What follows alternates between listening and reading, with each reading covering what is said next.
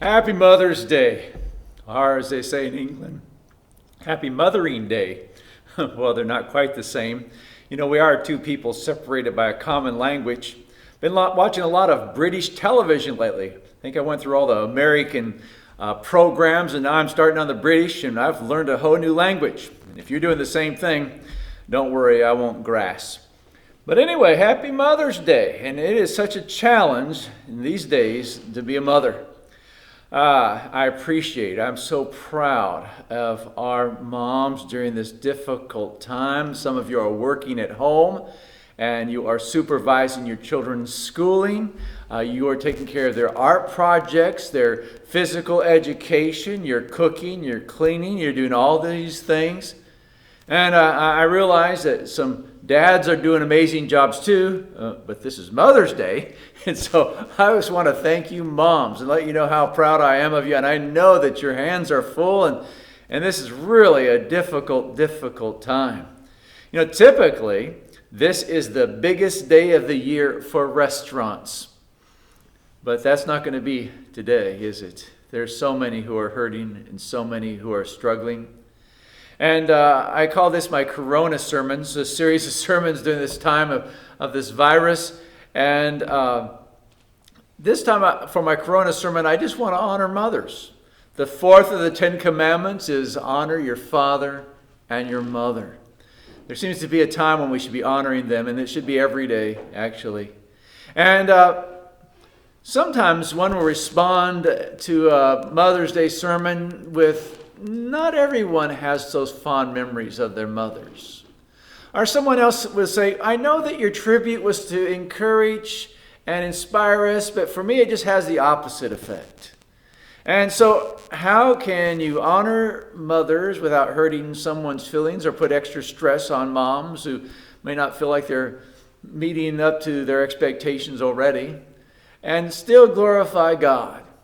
Well, I want to try to do that anyway. I want to try to bring you some encouragement, because we have a great opportunity, even though we're under this difficult time, we have a great opportunity to do what we should always be doing, and that is showing lifestyle parenting. Lifestyle parenting. It's so essential. And I want to go to Luke, the 2nd chapter, to look at a page from the life of Jesus and look at the relationship that he had with his parents. And it was a challenging moment in their lives for sure. And so I'm going to be in Luke, the 2nd chapter, beginning in verse 41. Now, his parents went to Jerusalem every year at the feast of the Passover. And when he became 12, they went up there according to the custom of the feast. And as they were returning after spending the full number of days, the boy Jesus stayed behind in Jerusalem, but his parents were unaware of it, but supposed him to be in the caravan, and went a day's journey, and they began looking for him among their relatives and acquaintances. When they did not find him, they returned to Jerusalem looking for him. Then after 3 days, they found him in the temple, sitting in the midst of the teachers, both listening to them and asking them questions. And all who heard him were amazed at his understanding and his answers. When they saw him, they were astonished, and his mother said to him, Son, why have you treated us this way? Behold, your father and I have been anxiously looking for you. And he said to them, Why is it that you were looking for me? Did you not know that I had to be in my father's house? But they did not understand the statement which he had made to them. And he went down with them and came to Nazareth, and he continued in subjection to them. And his mother treasured all these things in her heart. And Jesus kept increasing in wisdom and stature and in favor with God and men. It had to be different being a parent of Jesus. What would it been like to be Jesus' parent? Can you imagine talking to him? He would say, tell me again how I created the universe. I mean, here is the Son of God and the Son of Man, and had to be a different experience altogether. But we do get some insights here on how we should be parents and what our parenting style should be like. And the first thing I notice here is that obedience is not so much a decision, it's a lifestyle. It's not a decision, it's a lifestyle. It says here that they went up to Jerusalem every year. It was required of the people of God to go every year for Passover. And so they went every year, not every other year, or not occasionally, or this is the year they decided to go. Because the weather was good this year, they decided they would go. No, the first point is quite simple, but it is powerful. Obedience for Joseph and Mary was not a decision, it was their lifestyle. There was no discussion. I don't think they talked about it and said, you know what, we went last year, so why should we go this year? Maybe we should wait until the kids grow up a little bit more. You think we should really go this year? There wasn't anything like that. Then he said, we need to be a good example. No, they didn't do it because they were trying to be a good example. They did it because that was who they were. They were children. They were people of God. And they wanted to be obedient to God. And that was their lifestyle. The Shema. And you're probably familiar with the Shema. Back in Deuteronomy, the 6th chapter. Every Jewish family would know this passage and would try to exemplify it. Let me read this. Deuteronomy 6, beginning in verse 1. Now, this is the commandment, the statutes, and the judgments which the Lord your God has commanded me to teach you, that you might do them in the land where you are going over to possess it, so that you and your son and your grandson might fear the Lord your God, to keep all his statutes and his commandments which I command you all the days of your life, that your days may be prolonged. O Israel, you should listen and be careful to do that it may be well with you, and that you may multiply greatly, just as the Lord, the God your fathers, has promised you, in a land flowing with milk and honey. Hear, O Israel, the Lord is our God. The Lord is one. You shall love the Lord your God with all your heart, and with all your soul, and with all your might. These words which I'm commanding you today shall be on your heart. You shall teach them diligently. Now notice this. You shall teach them diligently to your sons, and shall talk of them when you sit in your house, and when you walk by the way, and when you lie down, and when you rise up. You shall bind them as a sign on your hand, and they shall be as frontals on your forehead. You shall write them on the doorpost of your house and on your gates. What Moses is saying here is these commands need to become part of your life so that you could teach your kids when you're in your house, when you're walking, when you're lying down, when you're sitting down, wherever you might be, that they can see these commandments being worked out in your life. When there is a difference between what you say and what you do, your children are going to believe in what you do. And so a lifestyle parenting here is so important. And Jesus picked up on this.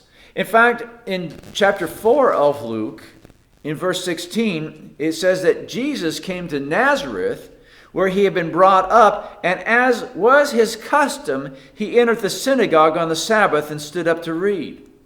Notice, and as was his custom, he went to the synagogue. This was the custom. This was his lifestyle. This is the way. He didn't come there because, maybe I should go this Saturday. Because this is the way he lived his life. Obedience is not just a good idea. It should be our lifestyle. And we have a great opportunity to model this lifestyle in front of our children during this time. Another thing we need to ask in Luke, the 2nd chapter, is how in the world did you lose Jesus? How did they lose their child? I remember once one of our preachers, his son went to sleep on the pew, and they went home, and the dad thought that that mom had him, and mom thought dad had him, and they left him there and laid on the pew asleep for a couple hours. And it was quite a thing in our church for a while. They left him there. Well, he said, well, look at Joseph and Mary. They left Jesus in Jerusalem for 3 days. Well, how did they lose him? It's obvious here that they had given Jesus a lot of freedom. He was given a lot of freedom. And there's two extremes that we need to watch out for in our parenting. The one extreme is authoritarianism. That's why I call it being an authoritarian, with too many rules and too many restrictions. Ephesians 6:4 says, "Fathers, do not provoke your children to anger, but bring them up in the discipline and instruction of the Lord." Fathers, do not provoke. Do not exasperate. Some translations say, do not exasperate. Do not take their breath away. Do not be unreasonable towards them.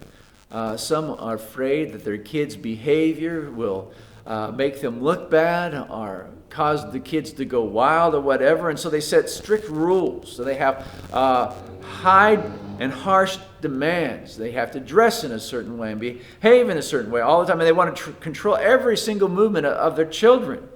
You know, what will people think if they see you dressed that way? What will people think if your hair is this way? What will people think? And they let that be their guide. And your children can't meet all those expectations. They can't keep up with all those harsh rules. And so they become resentful. They become bitter. And oftentimes they become rebellious. It's an interesting thing here that it mentions that when Jesus was 12, this happened. He was 12 years old. Now, we're familiar with a bar mitzvah. The bar mitzvah, that's something that a Jewish boy will go through when he's about 12 years old. Bar, we know that word means son, like Barnabas, son of encouragement. Bar mitzvah means the son of the law. It means at this point, the parents are now depending on the child to be responsible to the law on his own. Up until this point, the parents have taken responsibility. They have guided him in the way he should go. They have instructed him. They have disciplined him. And there's a certain point where kids come when there should be an expectation that they're going to make the right decisions themselves. And that's what the bar mitzvah is all about, saying, son, I'm going to turn this over to you. It's up to you from now on to make these important decisions. This needs to be your lifestyle from now on. And so there's this one extreme, authoritarian extreme. And then on the other extreme, of course, is this permissiveness, just to not set boundaries at all. Let them go wild. Well, of course, there has to be some kind of boundary set. There needs to be discipline. There needs to be guidance for our children. The right kind of parenting seems to be what they have here, authoritative. Authoritative, not authoritarian and not permissive, but authoritative. They begin to let him go. They begin to give him a certain amount of independence. Because remember, our goal as parents is to bring our kids to complete independence from us. Now, by the time they're 18, they're able to go off to college. They're able to go off into the community. They're able to go off into the world and live on their own. A home needs to be a place where it's full of grace. It's full of acceptance. But at the same time, it does have instruction and discipline and guidance.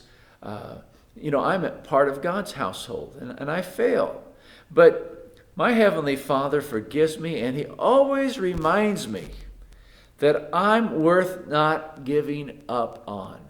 He never has given up on me. He's still working on me, and He's still guiding me, and He's still helping me, and we never give up. Well, They find him in the temple. And Jesus' response was, well, why would you look anywhere else? You know I would be here. And it says here, and here's the response of the parents. You think they might be angry. They might be upset.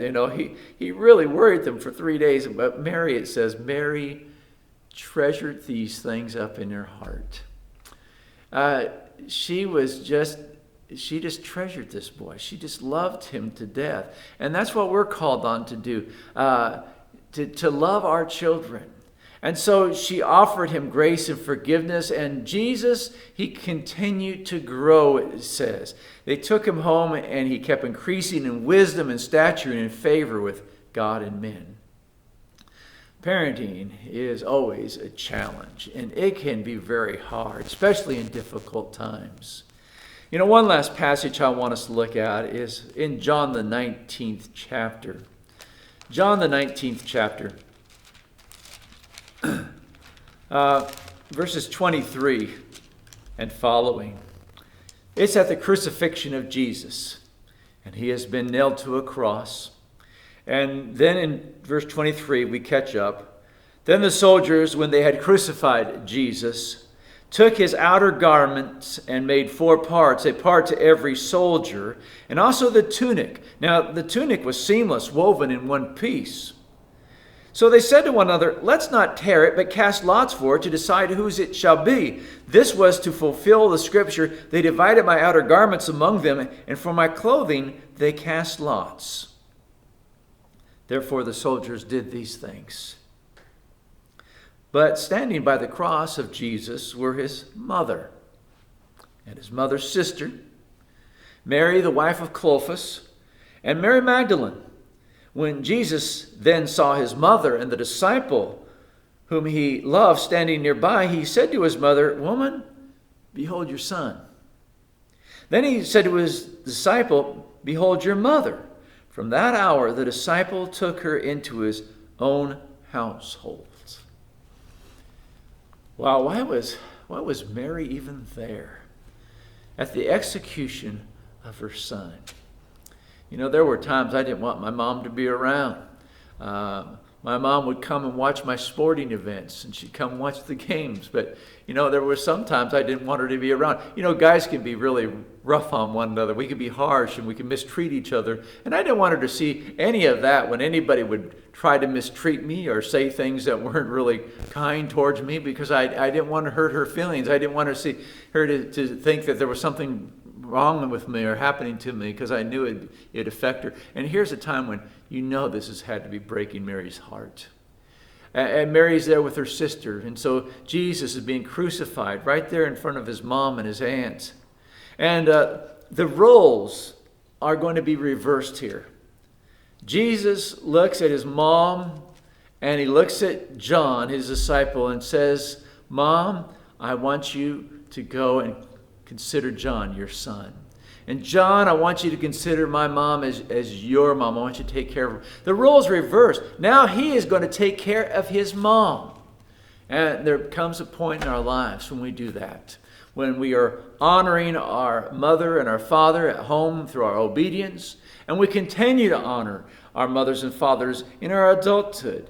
You see, honoring your father and mother is more than disobedience. It's the love and cherishing that comes by knowing that these are the people that brought me into the world. These are the people who loved me and cared for me and brought me up.